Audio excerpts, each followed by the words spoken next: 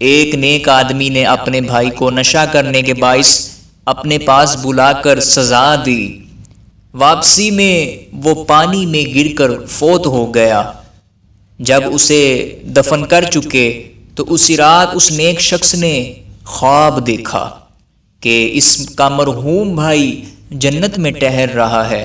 اس نے پوچھا، تو شرابی تھا اور نشہ ہی کی حالت میں مرا، پھر تجھے جنت کیسے نصیب ہوئی؟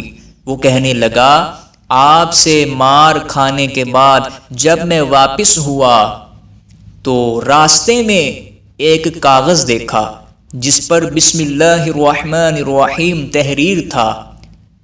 میں نے اسے اٹھایا اور نگل لیا، پھر پانی میں گر کر دم توڑ گیا۔